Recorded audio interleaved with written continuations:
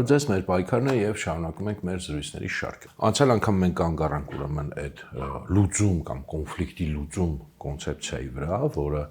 ըստ էության գիտեք բոլորդ, որ հետսովետական Հայաստանի ամբողջ այս պատմության մեջ եւ մինչեւ հիմա էլ մեզ տենց պարտադրվում է որպես շատ լուրջ, շատ ռացիոնալ եւ կարելի ասել միակ, այսպես ասած, ռացիոնալ կոնցեպցիա, որոշ չափով դրա մասին խոսացինք, տեսանք դրա իրականում տարօրինակությունը, դրա ընդհանրապես տարօրինակությունը այն պատկերացման, այն մտածողության, որ ինչ որ մի կոնֆլիկտ, որևէ կոնֆլիկտ, ոչ միայն արցախյան կոնֆլիկտ, այլ ընդհանրապես ինչ որ մի կոնֆլիկտ կարող է այլ լուծում ստանալ, բացի նրանից ինչ որ պատմության մեջ սովորաբար լինում է, այսինքն լինում է, չգիտեմ, ուժային բախում կոնֆլիկտի կողմերի միջև եւ, չգիտեմ, ասենք լինում են պարտվողներ, հաղթողներ, մեկ-մեկ, չգիտեմ, ավելի այսպես ասած պայմանական ասած ոչ ոքի ավարտում եւ համապատասխան այդ ուժային բալանսի ինչ որ մի լուծում է ստանում։ Այս ինչի մասին մենք խոսում ենք, այլ մեր լուծումը դրանից դուրս ենթադրվում է, որ ինչ որ տենց ասած դիվանագիտությամբ, թղթի վրա, ինչ որ տենց նախագծերով մշակված միջնորդների կողմից հնարավոր է ինչ որ մի լուծում, ընդ որում այնպիսի լուծում, որը էլի հակասում է ամբողջ պատմական փորձին, վերջինական, ինչ որ այսպես լուծվում է ու վերջ, որտեղ պատմության մեջ այն ինչ ձևով որ ցանկացած կոնֆլիկտ ներքին կլինի, արտաքին կլինի, ասում եմ, լուծվում է այդպես, լուծվում է որպես կանոն ուժային հարաբերակցությամբ, պարտադիր չի նույնիսկ բախմամբ, մեկ-մեկ ասենք կողմերը իրենք են, այսպես ասած, բախման կարող է չհասնել են, ու որպես կանոն նաև հասնում է, եթե լուրջ կոնֆլիկտ է, եւ լուծվում է ըստ ուժային բալանսի եւ վերջնական ոչ մի բան այս աշխարհում երբեք չի լուծվում բնականաբար։ Հետագայում կամ շարունակվում է, նորից վերսկսվում է, ինչ որ տարիներ անց, տասնամյակներ անց, հարյուրամյակներ անց, կամ միգուցե եւ մնում է այսպես ասած վերջնական, եթե բոլոր կողմերը հաշտվում են այդ իրավիճակից, հա, բնական ձևն է, ինչ որ պատմության մեջ կա։ Այն ինչը որ տենց մեզ առաջարկվել է եւ խոսվել է եւ միջավայր խոսում է որպես լուծում, սա լրիվ ուրիշ բան է, սա պատմության հետ ոչ մի կապ չունեցող, պատմության մեջ մենք ասենք մեծաշո ոչ մի դեպք չարձանագրած, զուտ այսպես երևակայության մեջ, տեսության մեջ գոյություն ունեցող, բայց շատ ուժեղ կերպով պարտադրվող եւ մեզ եւ ընդհանրապես աշխարհի ժողովուրդներին, տենց պատկերացում է, որը էլ եմ ասում, եւ ուժայինից դուրս է թղթի վրա է դիվանագիտականը եւ ուրեմն ինքը վերջնական է ընդհանրապես, այսինքն, չգիտեմ, մինչեւ աշխարհի կատարում, մինչեւ աշխարհի վերջ, այդպեսի sense ինչ որ բան է ենթադրվում։ Այսօր ուզում եմ այդ խոսակցությունը շարունակենք եւ հասկանանք սրա ավելի sense խորքային ենթաշերտը, որտեղից ընդհանրապես, որտեղ դա բարձր օրինակ Հայաստանում չի ծագել այդ միտքը, որտեղից ընդհանրապես մարդկանց մեջ եւ ինչու մարդկանց մեջ ընդհանրապես պետք է նման տարօրինակ ամբողջ պատմական փորձին հակասող ինչ որ մի պատկերացում ոչ միայն ձևավորվեր, այլ դառնալ մի հատ գերակայող եւ այնպես որ մարդիկ անկեղծ դրան հավատային, ոչ միայն խոսք ասենք քաղաքական էլիտաների մասին է,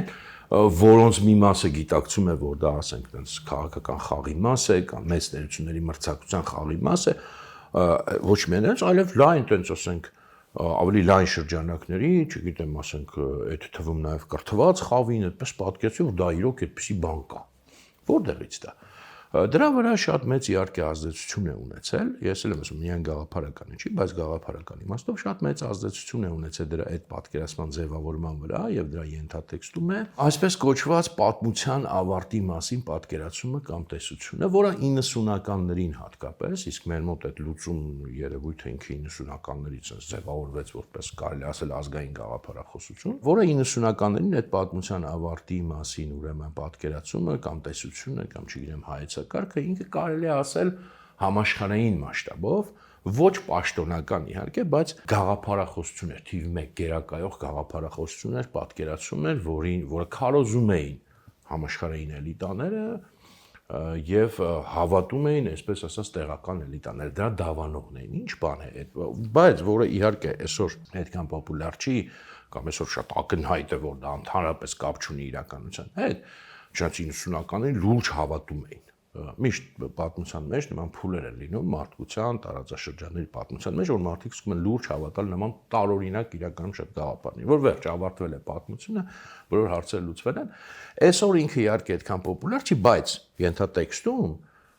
ենթագիտակցության մեջ էլի շարունակում է իրականում շատ մարդկանց եւ հատկապես կրթված խավերի մոտ եւ Հայաստանում էլ գիտակցորեն ինքը շարունակում է լինել գերակայող։ Թեկուզ մարդիկ դա չգիտակցեն, չէ՞, խոսքը ենթագիտակցության մասին է եւ շատ չնայած էլ եմ ասում, իրականության հետ ընդհանրապես այսօրվա կապ չունի, ուղիղ հակասության մեջ։ Հիմա դա ինչ բան է, էլի, ինչ պատկերացում է եւ ինչու է մեզ համար կարեւոր։ Կարևորը ինչու վերջում ավելի շատ գուցե հասկանանք, հիմա հասկանանք դա ինչ է ընդհանրապես, դե գիտեք Ֆրանսիս Ֆուկույամի անունը բոլորդ լսել եք, ինքը 90-ականներին դա ձևակերպեց, առաջարկեց, իհարկե դա շատ ավելի խորը արմատներ ունի, դա էլ կտեսնենք եվրոպական, հատկապես արդիական շրջանի, մոդեռնի շրջանի պատմության մեջ, այդ պատկերացումը պատմության ավարտի մասին, բայց կոնկրետ 90-ականներին Ֆուկույաման ձևակերպեց եւ շատ sense պարզունակ եթե ասենք, հիմա որ չխորանանք, շատ պարզեցված ձևով դա նշանակում էր մոտավորապես հետևելը, որ պատերազմների եւ հեղափոխությունների, այսինքն արտաքին եւ ներքին կոնֆլիկտների դարը ավարտվել է, սպառվել է այն բանից հետո, երբ սովետական միությունը փլուզվեց եւ փաստուն երկու մրցակից մեծ համակարգ էին մնացել գաղափարական, կոմունիստական գաղափարը եւ լիբերալ գաղափարը, լիբերալը վերջնական հաղթում է մնացած բոլորը, ոչ միայն կոմունիզմը, այլև մնացած բոլոր նախագծերը կամ չգիտեմ գաղափարախոսությունները մեծ համաշխարհային, մինչև այդ արդեն այսպես սպառել են իրանց, ասպարեզից դուրս են եկել, դե բացի լիբերալիզմից, կոմունիզմից, գիտեք, կային շատ տարբեր այլ գաղափարախոսություններ, չգիտեմ, սկսած նացիոնալ սոցիալիզմից, մինչև անարխիզմ, մինչև չգիտեմ եւ այլն, հիմա դրանք բոլորը դառնում են ոչ ակտուալ, վերջնականապես հաղթում է լիբերալ գաղափարախոսություն եւ նախագիծը, եւ ըստ էության էլ որևէ կոնֆլիկտի պայքարի տեղ, որևէ հարցականի տեղ չի մնում, դրա համար նաև պատերազմներն ու հեղափոխությունները ավարտվում են, որտեղ բոլոր հարցերը ըստ էության մեծ հարցերը լուծվել են լիբերալիզմի նախագծի մեջ, մնում են միայն տնտեսական հարաբերությունները, չգիտեմ, առևտրային հարաբերությունները, քաղաքական հարաբերությունները ըստ էության ակտուալ չեն այլևս, այս է նշանակում պատմության ավարտ։ Շատ կարճ եմ ասում, պատերազմների ավարտ եւ հեղափոխությունների ավարտ։ Համարում եմ, որ այլևս չեն լինելու մեծ լուրջ կոնե պատերազմներ եւ չպետք է լինեն, եւ չեն լինելու նաեւ մեծ տենց լուրջ հեղափոխություններ եւ այլն։ Իհարկե, մենք գիտենք, որ հետագա տարիների փորձ ուղղակի քարի վրա չթողեց այդ պատկերացումից եւ այդպես էլ պետք է լիներ։ Որտեղ պատմության ավարտի մասին բոլոր պատկերացումները այդպես են ավարտվում, բայց այդպես էլ պատկերացվում եւ այդպես էլ եմ ասում շատերի ենթագիտակցության մինչեւ հիմա համարվում է որ դեռ sense ինչ որ բաներ կան ոնց որ էքսցեսներ կան բայց մեկը մարդկությունը այ գնում է դեպի այդ պատմության ավարտ եւ ինչու պատմության ավարտ որտեղ Հայաստանը մի քիչ տարօրինակ է դա հնչում երևի մեր հասարակության մեջ ցավոք սրտի նույնիսկ մասնագետները կամ հումանիտար գիտությունների ներկայացուցիչները ել չեմ ասում մյուսների մասին պատմությունը դա ընկալում է որպես ինչ-որ ժամանակագրություն էլի, չէ՞, նույնիսկ ասում են, դե դու պատմաբան ես, դու լավ հիշողություն պետք է ունենաս, անգիր հիշում ես, չէ՞, բոլոր տարեթվերը։ Պատմությունը է դա։ Իհարկե պատմությունը դա չի, պատմությունը ժամանակագրություն չի, եւ այն ինչ որ այս պատկերացման ենթատեքստում է ընկած, ինքը պատմությունը հենց ճիշտ է ընկալում, որովհետեւ պատմությունը պայքարների մասին պատմություն է մեծ հաշվով, այդ թվում արտաքին պայքարների, ներքին պայքարների եւ չգիտեմ, ասենք օրինակ մարքսիստական մեկնաբանությամբ դասակարգերի պայքարը, չգիտեմ, նացիոնալիզմի մեկնաբանությամբ դա կարող է լինի ազգերի պայքարը, լիբերալիզմի ուրեմն մեկնաբանությամբ մրցակցությունը ընդհանուր եւ այլն, բայց այս պայքարի գաղափարն է, որը պատմությունը դա եւ պայքարի միջոցով զարգացումը, այսինքն առաջ է գնում մրցակցության պայքարի միջոցով։ Երբ որ չկա այլևս այդ պայքարը այդ մրցակցությունը պատմությունը բնականից ավարտվում է մնում է միայն տնտեսական հարցերը մշակութային հարցերը քաղաքական հարցերը դուրս են գալու որտեղ ամեն ինչ վերջնական լուծում է ստանում սա է նշանակում պատմության ավարտ այդ մեկնաբանն սա կրկնեմ իմ մեկնաբանությունը չի հա սա այս կոնցեպցիայի հիմքում է ընկած այսինքն այս հրանտը չի ասում որ պատմությունը պայքարների մասին է հրանտը չի օրինում հենց այս նույն կոնցեպցիայի հեղինակը Ֆրանսիս Ֆուկույամը դա նկատի ունի որտեղ չի ասում պատմությունը ավարտվում է պատերազմները հեղափոխությունը ավարտվում է դա նշանակում պատմության ավարտ այսինքն պատմությունը հենց այդ կոնֆլիկտներն են Էլ եմ ասում, սա ես չեմ ասում, հանկարծ ինձ պրետենզիա չներկայացեք, եթե պրետենզիա ունեք այս պատկերացման հետ, խնդրում եմ ներկայացեք ոչ միայն Ֆուկույամին, այլ ընդհանրապես եվրոպական, արևմտաեվրոպական հատկապես լայն այսպես ասած փիլիսոփայական, պատմափիլիսոփայական ավանդույթի։ Մի բան նշեմ, որ հենց այս կոնցեպցիայի շրջանակներում էլ արդեն երբ որ սա ընդունվում է որպես ոչ պաշտոնական համաշխարհային այսպես ասած գաղափարախոսություն 90-ականներին հատկապես արդեն տեղերում համարվում է որ Եթե տեղերում դեռ օրինակ Հայաստանում, չգիտեմ, Մերձավոր Արևելքում, այլ նման sense ասած եվրոպական տարածքից դուրս կամ արևմտյան մեծ տարածքից դուրս տեղերում դեռ մնում են ինչ որ կոնֆլիկտներ, դա նրանից է, որ դե այս սրանք ավելի հետ են ընկել, դեռ պատմության ավարտին չեն հասել, պատմության ավարտին հասել են, ասենք, արևմտյան Եվրոպայի եւ Ամերիկայի ժողովուրդները հատկապես, չեն հասել դեռ, հեսա կհասնեն եւ հասնելու համար պետք է ընդհանրապես եղած ինչը որ դեռ պահպանվել են sense կոնֆլիկտներ ներքին արտաքին լուծվեն, այս լուծումը ստեյցը եւ երբ որ լուծվում են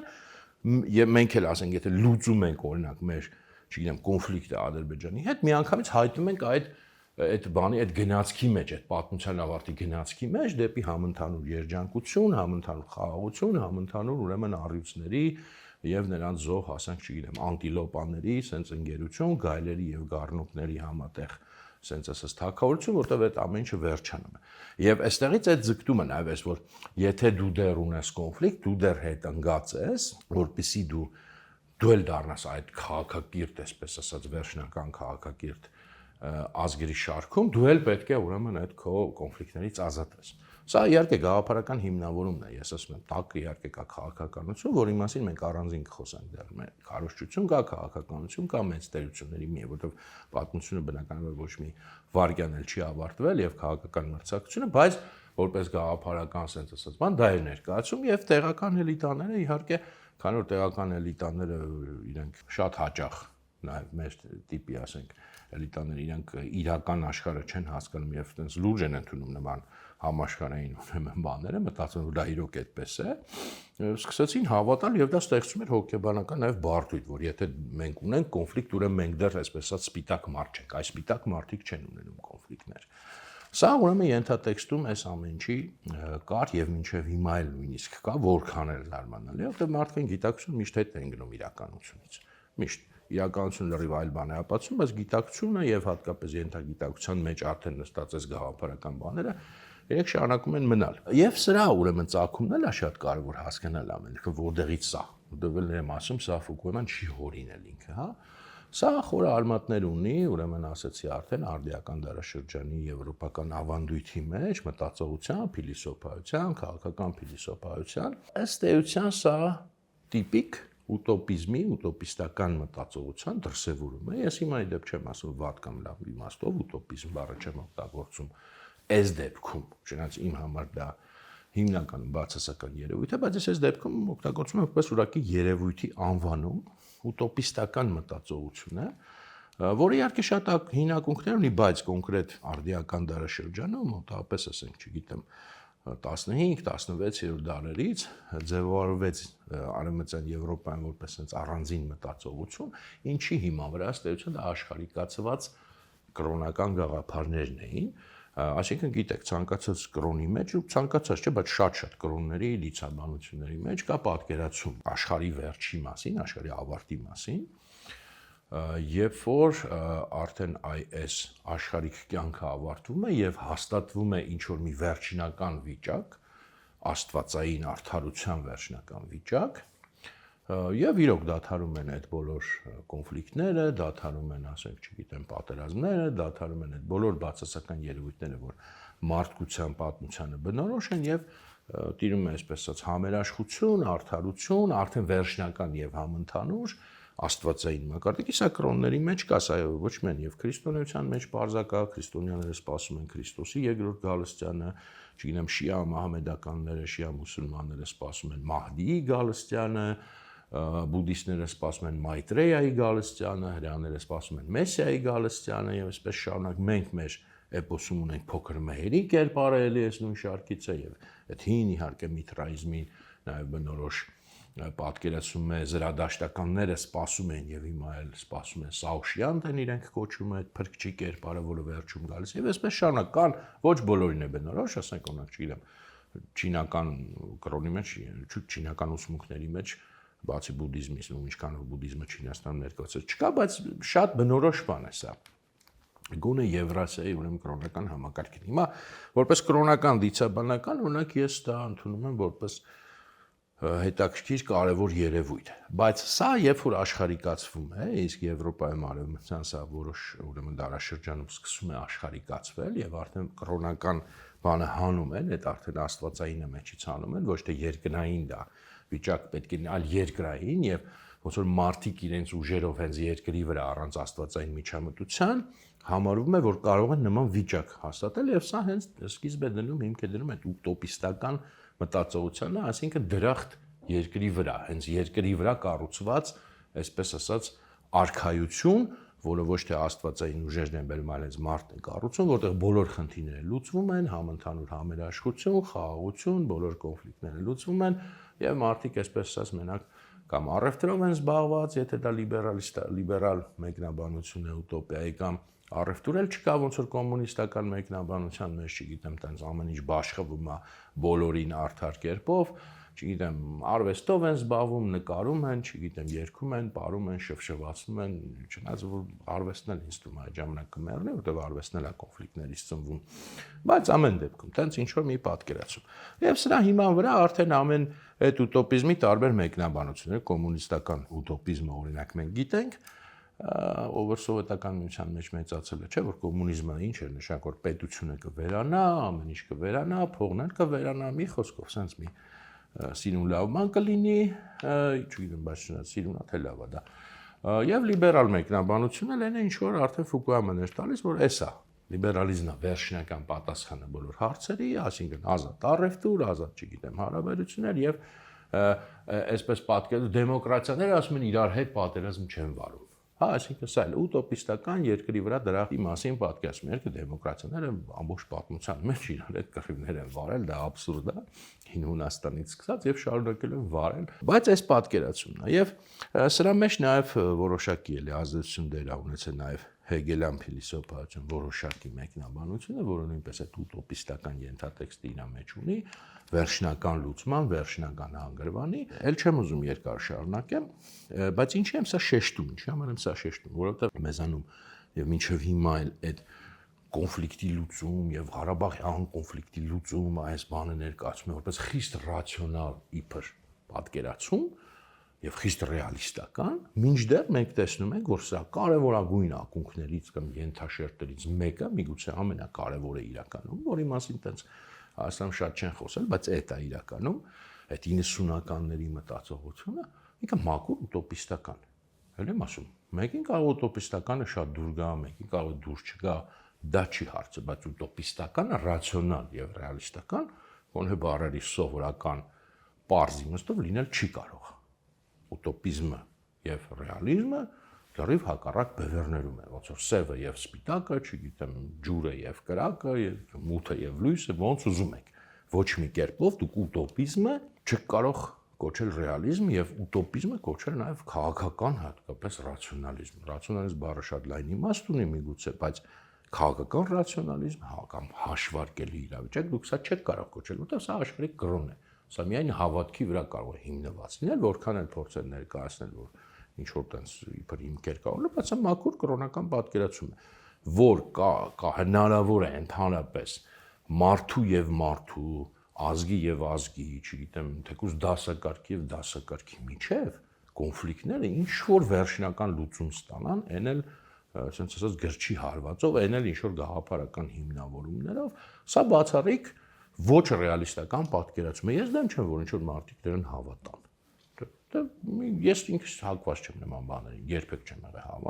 հակված հավատալ աշխարհիկ իմաստով։ Կրոնական իմաստը ուրիշ է, հոգևոր իմաստը ուրիշ է, բայց ես հակված մարդիկ կարող են հավատալ։ Ասեն, այո, վերջում համընդհանուր խաղաղություն կլինի երկրի վրա։ Ես գիտեմ, որ երբեք չի լինի։ Դա հակասում է պատմության մասին բոլոր պատկերացումներին եւ ասենք ամեն ինչին հակասում է։ Բայց մարդը կարող է դրան հավատա, հարց չկա։ Կամ հավատա, որ ասենք ժողովուրդների միջև այլևս երբեք չլինի կոնֆլիկտներ, օրինակ դեմոկրատիայի միջոցով, թե կոմունիստները ասում են կոմունիզմի ժամանակ չի լինի, սովետներն էլ չի ասում ենք վերջնական լուծել ենք բոլոր կոնֆլիկտները։ Դա նույն արմատն ունեն իրենք։ Եվ կոմունիստական եւ լիբերալ ուտոպիզմը իրենք նույն արմատն ունեն հնում։ Տարանջատվել են, բայց սովետներն էլ ասում մենք բոլոր կոնֆլիկտները լուծել ենք ազգամիջան։ Մենք հիմա ծիծաղում ենք, բայց մարդիկ ժամանակին չէին ծիծաղում։ Լուրջ հավատում էին, բանաստեղծություններ էին գրում, գրքեր էին գրում, որ Եվ ազգամիջյան եւ դասակարգին կոնֆլիկտներ այլևս չկա, պատմությունն ավարտվել էր, սովետական միության մեջ էր ավարտել, մնացել էր միայն այդ չար կապիտալիստական աշխարհը, որի դեմ իրանք դեռ պայքարում են, դա էլ էր ավարտվել ու գալու էր կոմունիզմ, էլ ոչ ազգ էր մնալու, ոչ բան։ Մարդը կարա դրան հավատա, ես նման բաներին հակված չեմ երբեք հավատում, բայց եթե դու նման բանի հավատում ես, դու երբեք ու երբեք իրավունք չունես ներկայացնել դա որպես ռացիոնալ կամ որպես ռեալիստական։ Իսկ Հայաստանում հենց այդպես են ներկայացել, բացառիկ ուտոպիստական, բացառիկ պատմական փորձին հակասող, բացառիկ որևէ իրականությանը, իրատեսությանը հակասող պատկերացումները հեքիաթը ներկայացնում են որպես ռացիոնալ եւ ռեալիստական եւ մինչեւ հիմա այն հաջորդին խափում են եւ ներկայացնում են այդպես, որ թղթային լուծումներ, դիվանագիտական լուծումներ կան այս աշխարհում, ինչ որ իդեալիստական լուծումներ կան։ Իհարկե նման բան չկա, եւ մենք պետք է ուղղակի ջնջենք դա մեր մտածողությունից, ջնջենք դրա որևէ կապը ռացիոնալի եւ ռեալի հետ։ Այդտենց որպես ուտոպիզմ թող ապրեն այդ մարդիկ, թող հավատան, որ այսինքն հիմա չգիտեմ, խաղաղության պայմանագիր կստորագրվի ու վերջ։ Ու 1000 տարով, 10000 տարով, միլիոն տարով մենք կլուծենք մեր հարցերը հարևանների հետ։ Ու աբսուրդի գագաթնակետ, բայց կարան հավատալ, ես խնդիր չունեմ, բայց թող ասեն մենք հավատում ենք, մենք կրոնական համայնք ենք, կարան գրանցվեն որպես կրոնական փոքրամասնություն, ինչ որ մեկ ուղղություն ու տենց ապրեն իրաց համար։ Բայց մեր կյանքը չուտեն, մեր գլուխը չտանեն, որ դա ինչ որ կապ ունի քաղաքական ռացիոնալիզմի հետ, ռեալիզմի հետ, սթափության հետ, ինչ սթափություն, ասենք, դու բացարձակ հարբած մտածողություն է կներեք։ Հարբած մարդիկ կարող են նման բաների հավատալ։ Սթափ մարդը, սթափ բանականությունը չի կարող նման բաների հավատա, կամ չափահաս մարդը։ Ու ասենք խնդիր չկա, մարդ կա, ձմեռ պապուն կարա հավատա, մարդ կա, չգիտեմ, մեշոկ պապին կարա հավատա, մարդը կարա հավատա այս ուտոպիզմին։ Հարց չկա։ Ընդհանրապես խնդիր չկա։ Ով ուզում է թող հավատա, բայց թող գրանցվի առանձին որպես համայնք միգուցե։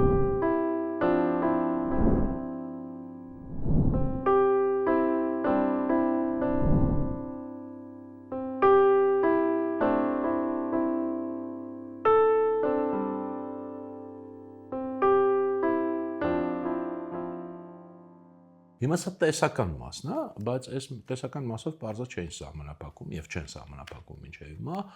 նաեւ օրինակներ են բերում։ Այ օրինակ Եվրամիությունը, տեսեք, Եվրամիության ժողովուրդները կարողացան լուծել բոլոր կոնֆլիկտները եւ այլևս հասան այդ երկնային դրախտ վիճակի եւ հատկապես Ֆրանսիան ու Գերմանիան, տեսեք, հիշում եք, չէ՞, այդ օրինակը մինչեւ հիմա այդ օրինակով մեր գլուխները տանում են եւ 90-ականներից սկսած անվերջ տարել են, որ այ իրանք տեսակ կոնֆլիկտ ունեն եւ կարողացան այդ կոնֆլիկտը լուծել, հասկացան մի օր, որ պետք չի այդպես եւ միավորվեցին, ուրեմն սկզբից տնտեսապես, հետո քաղաքականապես եւ այլն, եւ ավելի խնդալ օրինակ էլ էին բերում այդ ընդհանրապես բաներ են Ալանդյան կղզիներ կային Շվեդիայի ու Ֆինլանդիայի միջև, այդտեղ կոնֆլիկտ կար, որ այ լուծվեց Ալանդյան, այ մենք էլ այդպես կլուծենք Ղարաբաղի հարցը։ Մարդիկ դրա վրա լուրջ փողեր էին ծախսում, սեմինարներ էին կազմել, անվերջ, ես չգիտեմ հիմա ոնց է ինչա, բայց անվերջ էլի դա աբսուրդագույն ուրեմն բաներ, հատկապես այդ Ալանդյան կղզիները, իրական Ֆրանսիա ու Գերմանիա օրինակն էլ է բացարձակ անլուրջ մակերեսային մի հատ բան, բայց ինչ ասեմ, տոննայով մարդ դրան հավատացել է, մինչև հավատում է, որ այ իրանք կարողացան, մենք էլ կկարողանանք։ Ես ճիշտ ասած դեռ կարելի ասել մանկուց, գրեթե մանկուց պատանեկությունից, որ հասած ինչ օփշել եմ, այ այդքան մակերեսային օրինակից։ Լավ, երբ որ եվրոպացի գալիս էին ասում էին, դեռ կարելի է ինչ որտեղ հասկանալ։ Բայց որ ստեղ լուրջ մարդիկ չափահաս, թվացial գոնե, ասենք լուրջ մարդիկ այդ դրան լուրջ էին վերաբերվում։ Մի կողմ որ քարոզչություն էին անում կամ փող էին աշխատում դրա վրա, հələ էտել եմ մի կողմ, բայց որ լուրջ հավատում էին, ես մանկուց կարելի ասել պատանեկան տարիներից ապշել եմ դրանից եւ լավ է հիմա առիթ մի երկու բառ դրա մասին ասեմ։ Ինչ վերաբերում նրան, որ մարդիկ մի օր հասկացան, մարդիկ երբեք ոչ կներեք, երևի մի քիչ կոպիտ այն չմեզ ձևակերպումը, բայց մարդիկ երբեք ոչի բան տենց ուղղակի հասկանալով չեն անում պատմության մեջ։ Ես ինքս գիտեք հասկանալու շատ մեծ կողմնակից եմ, այս մեր հաղորդումների շարքում էլ անդադ ասել եմ, մենք պետք է հասկանանք, ոչ թե դատենք կամ արդարացնենք, այլ նախ եւ առաջ պետք է հասկանանք։ Բայց ցավոք սրտի, ես անզոր եմ այս հարցում, ցավոք սրտի պատմության մեջ, քաղաքական հարաբերությունների մեջ սենց թույլ գործոններից մեկը հասկանալու գործոնն է։ Մարդիկ ինչ որ բան հասկանում են ու սկսում են անել ոչ։ Սովորաբար ամեն ինչ լինում է կամ ուժային հարաբերություններով, կամ թեկուզ տնտեսական հարաբերություններով, որոնք էլի ուժային են, տարբեր ինչ որ այդպիսի շատ նյութական կոնկրետ գործոններով, իսկ հասկանալը որպես կանոն վերջում գալիս է ձևակերպի այդ ստատուս քվո արդեն վիճակը։ Ինչևէ, հիմա շատ կարճ ուրեմն նախ էս Ֆրանսիա-Գերմանիայի մասին, բայց հետո ավելի կարևոր է նաև այս եվրոպական պրոյեկտի մասին խոսենք։ Հա, Ֆրանսիա-Գերմանիա կոնֆլիկտը շատ հին կոնֆլիկտ է, բայց ինքը իր էությամբ ինչ կոնֆլիկտ է, սա պետք է հասկանանք, միջև համեմատելը մերի հետ։ Դա ըստ էության գրեթե բառացիորեն եղբայրների, երկու եղբայրների կոնֆլիկտ է։ Իսկ դա ներընտանեկան կռիվ է, ներքաղաքակրթական եւ ինչի՞ եմ ասում բառացիորեն, որտեղ ինքը իր ծագում ունի։ Լսել եք երևի Կարլոս Մեծի կայսրություն կար Արևմտյան Եվրոպայում, դա ուրեմն 8-րդ դարում էր ձևավորվել Կարլոս Մեծի այդ կայսրությունը, ֆրանկների կայսրությունը, ֆրանկները գերմանական ցեղ էին, որոնք կարողացել էին նաև այսօրվա Ֆրանսիայի ժամանակ Գալիա էր կոչվում այդ տարածքը վերցնել իրանց, Ֆրանկոնիա երկրամասը մինչև հիմա Գերմանիայում կա, Ֆրանկֆուրտ քաղաքն էլ եւ այլն, այսինքն Գերմանիայից են եկել իրենք ֆրանկները, եւ այդ կայսրության մեջ արդեն Կարլոս Մեծի ժամանակ ընդգրկվում էր եւ այսօրվա Ֆրանսիայի տարածքը, եւ այսօրվա Գերմանիայի տարածքի մեծ մասը, արևմուտքը, հիմնական արևմտյան Գերմանիան, այն նախքին որ կար, չէ, ֆեդերատիվ հանրապետություն Գերմանիայի սովետական ժամանակ եւ կար գերմանական դեմոկրատական։ Այդ ֆեդերատիվ հանրապետության տարածքը նաեւ այսօրվա Նիդերլանդներ, Բելգիա, Լյուքսեմբուրգ, Իտալիայի հյուսիս, Իսպանիայի մի կտոր նույնիսկ, որ հետո Կատալոնիա դարձավ եւ այլն։ Հիմա ինչ եմ սա պատմում։ Ուրեմն Կարլոս Մեծի թոռները արդեն 3 թոռ ուներ։ Բաժանեցին այդ կայսրությունը իրար մեջ 3 թոռին 3 մասի բաժանեցին։ Մեկը կոչվեց Արևելյան Ֆրանսիա, մյուսը կոչվեց Արևմտյան Ֆրանսիա,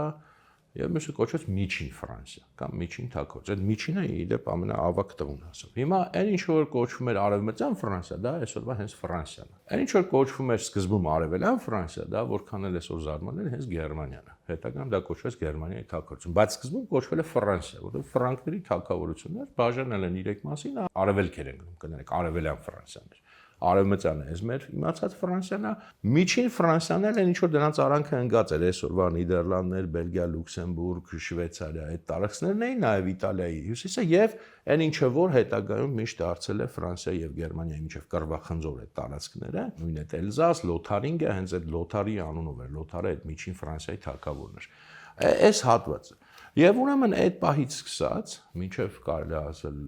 մեր ժամանակներ, մինչև 1945 թիվ, այս երկուսի միջև, ուրեմն այս արևմտյան եւ արևելյան Ֆրանսիաների միջև, այսինքն Գերմանիայի եւ Ֆրանսիայի միջև ապագա, այս կոնֆլիկտը հատկապես այս միջին Ֆրանսիայի համար շարունակում էր, թե ով պետք է այս միջին Ֆրանսիան մեջ արեցին իրանք պատմության ընթացքում գրեթե, ու ինչ որ մասեր դառան անկախ պետություններ հետո, ինչ որ մասեր էլ անverջ վեճի առարկա դարձան, եւ այդ վեճը եկավ հասավ այդ Էլզաս Լոթարինգիայի հարցը, չգիտեմ մնացածի հարցը, եկավ հասավ մինչև 1945 թիվ, չեմ ասի անverջ կռվեցին, բայց ամբողջ այս 1000 տարվա ընթացքում գրեթե եղբայրների կռիվը շարունակվեց, եւ դրան ասում բառացի եղբայրներ, որտեղ բառացի երկու աղբեր էին, բաժանեցին բան։ Հիմա ինչ եմ ասում, սա ներքաղաքակրթական կռիվ է եղել, պայքար եղել, որը իր կանոններ ուներ։ Որքան էլ այդ կռիվը համառ լիներ, 1001 ներտևեր, չգիտեմ, որքան էլ անզիջում լինեին, սա չի եղել ոչ ոչնչացման կռիվ, ոչ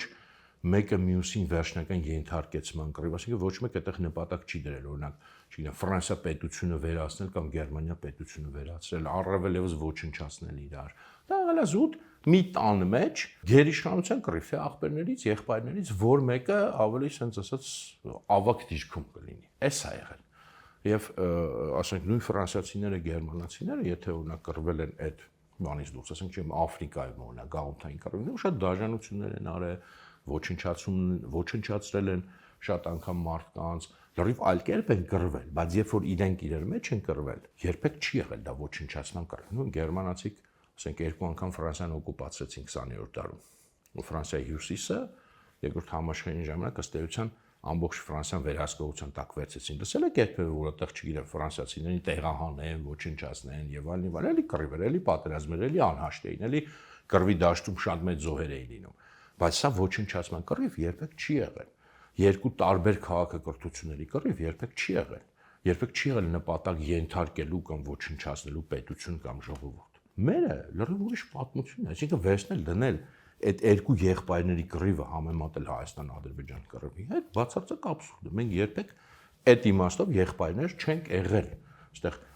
մեր կռվի բնույթը դուք գիտեք, ինչպես է լինում։ Ոչնչացման կռիվ է դա ըստեյության եղել։ Տեղահանման կռիվ է եղել։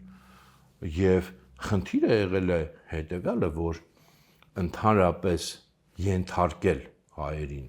այդ իրապետությանը երբեք չի եղել խնդիր, ուղղակի ով է մեզնից ավելի մեծ եղբայր։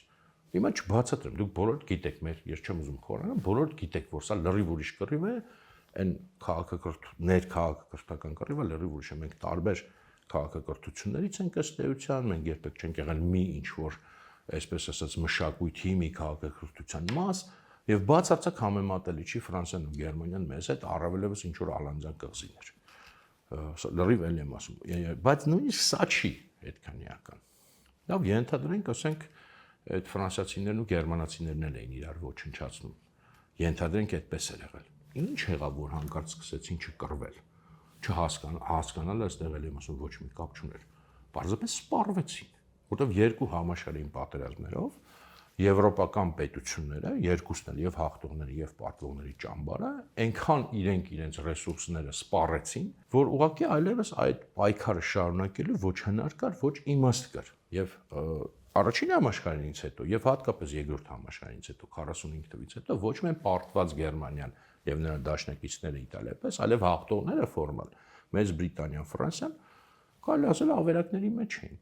Ծանրագույն տնտեսական վիճակում էին եւ խնդիրը այստեղ արդեն եւ իրենց քաղաքական ստատուսը նախկին վերջնականապես կորցեցին, այսինքն թե 1914 թվականի դրությամբ Եվրոպան հավաքական եւ առանձին եվրոպական տերությունները Մեծ Բրիտանիան, Ֆրանսիան ու Գերմանիան իրենք համաշխարհային թիվ 1 գերակայող ուժն էին գրեթե անվիճելի։ Առաջին համաշխարհայինից հետո արդեն Ամերիկայի Միացյալ Նահանգներն են մտնում այդ մրցակցության մեջ եւ որոշ չափով Ճապոնիան։ Ապա երկրորդ համաշխարհայինից հետո վերջնականապես իրենց քաղաքական այդ կարգավիճակը իջնում է համաշխարհային եւ այլևս խոսում են գերտերությունների մասին երկու Ամերիկայի Միացյալ Նահանգներ, Սովետական Միություն։ Եվրոպական տերությունները այլևս այդ կարգավիճակը չունեն։ Մեծ Բրիտանիան եւ Ֆրանսիան մի քիչ ավելի պակաս, քանի որ միջուկային տերություններ եւ այլն էլ միջուկային համեմատած սովետական Ամերիկայի հետ չէ։ Իսկ Գերմանիայի մասին ընդհանրապես խոսք չկա։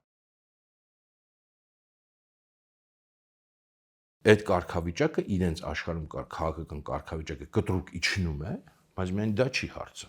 որ դառնում են ավելի երկրորդական ըստեյության, նույնիսկ համեմատաբար ուժեղներ երկրորդական են Ամերիկայի Միացյալ Նահանգների եւ Սովետական Միության համեմատ եւ այսօր Ամերիկայի Միացյալ Նահանգների եւ Չինաստանի համեմատած երկրորդական են իրենք քաղաքական իմաստով, որտեղ կարծում եմ հավելյալ ապացույցի կարիք չկա։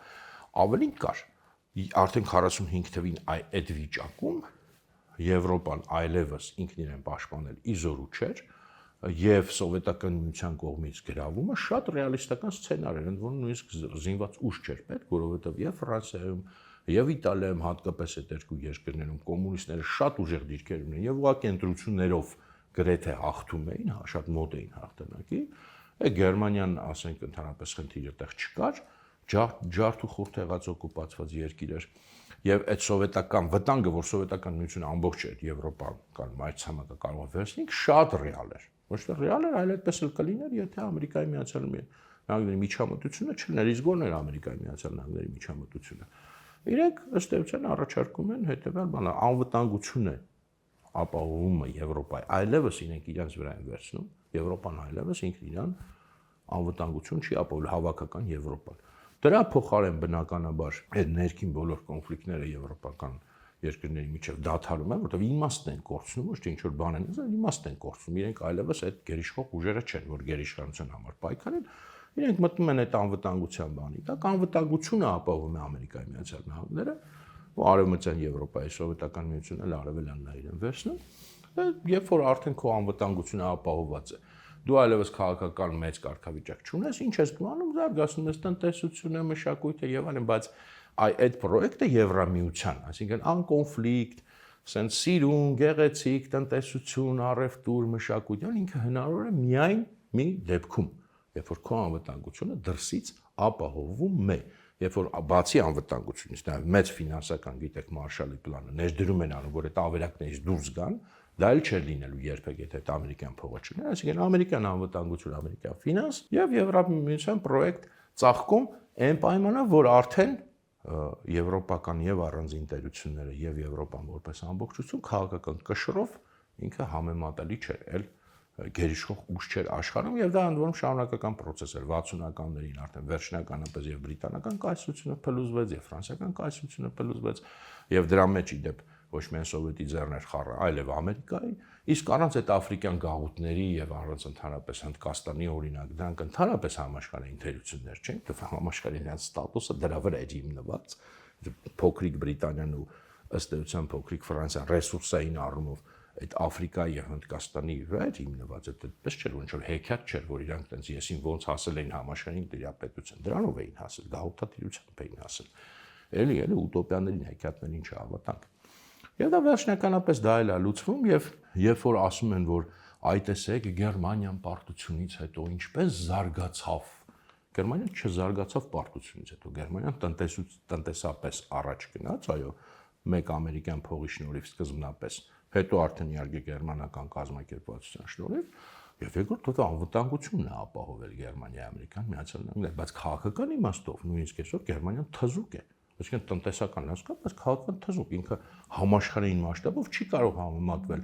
ոչ միայն Ամերիկայի Միացյալ Նահանգների հետ, ոչ միայն օրինակ նույն Ռուսաստանի հետ ռազմական իմաստով, այլև Չինաստանի հետ էլ։ Ինքը չունի այդ կշիռը, ինքը չի վերականգնվել, դա սուտ է, որ ասում են վերականգնվել, չի վերականգնվել։ Քաղաքական կարգավիճակը չի վերականգնվել, ռազմական կարգավիճակը չի վերականգնվել։ Այլ եմ ասում, հա միջուկային զենք ունեն Ֆրանսիան, Մեծ Բրիտանիան, դա որոշակի կարգավիճակ իրենց տալիս է։ Գերմանիան դա էլ չունի, նավատոր միշտ չունի, այսինքն համաշխարհային քաղաքական դեր ունենալու համար մի քանի գործոն կա։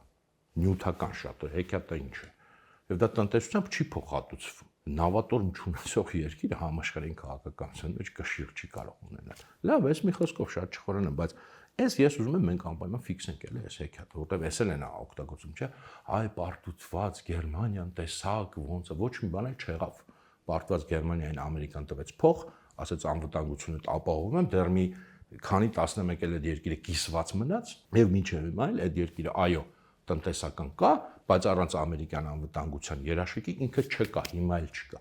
Եվ այսօր մենք դա տեսնում ենք անզեն աչքով, արդեն ամոթ է գոնե այսօր դրա մասին խոսել, այսօր մենք տեսնում ենք, որ Ամերիկան դեռ չի հանել իր անվտանգության երաշխիքը, բայց որոշակի սպառնալիքներ եւ որոշակի փոփոխություն կա ամերիկյան քաղաքականության մեջ, եւ մյուս կողմից ռուսական ծավալումը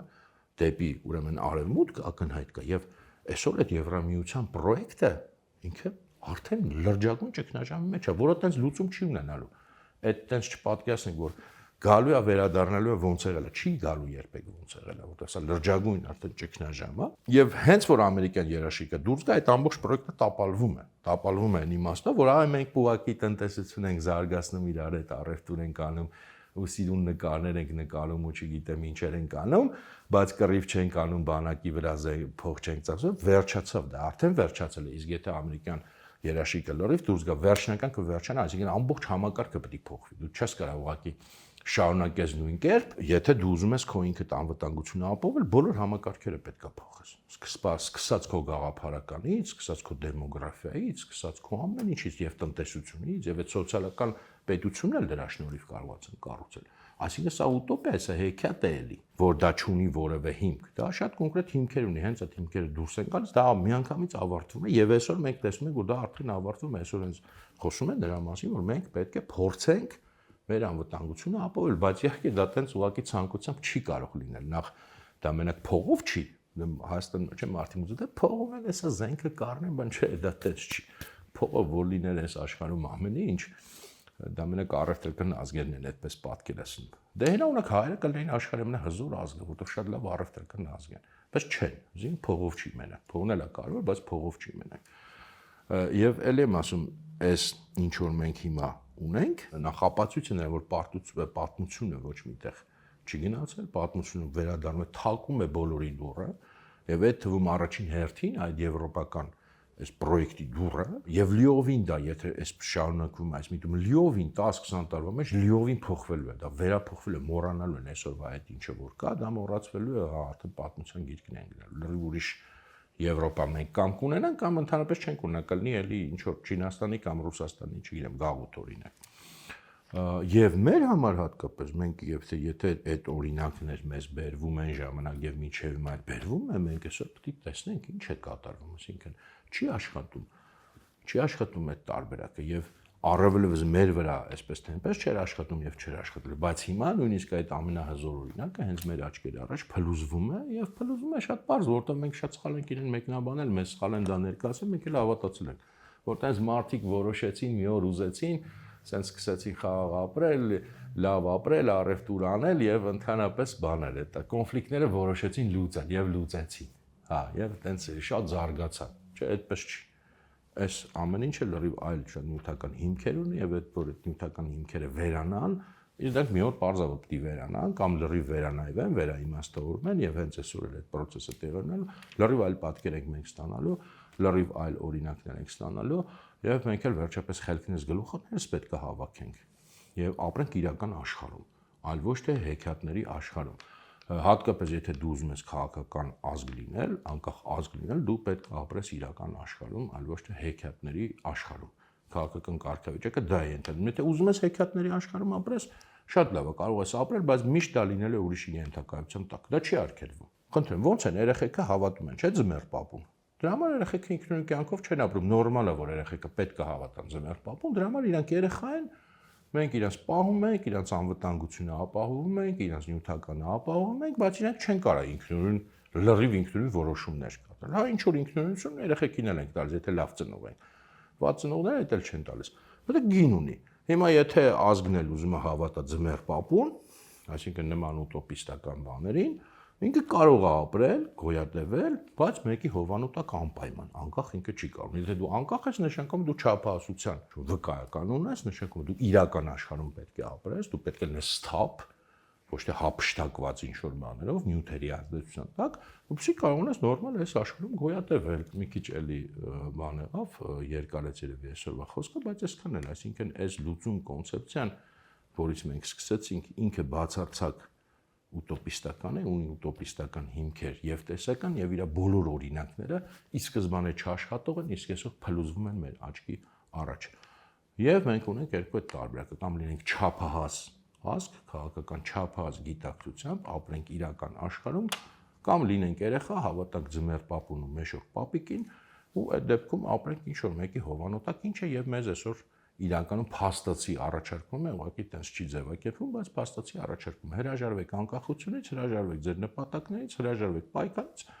եւ մեծ հաշվով ոչ ոք դες ձեռ չի տա։ Վերջ Ջան, այսքան այսօր կներեք, եթե մի քիչ սովորականից նույնիսկ ավելի շատ է խոսեղա, կհանդիպենք մյուս անգամ դեռ այս թեմաներից կխոսենք։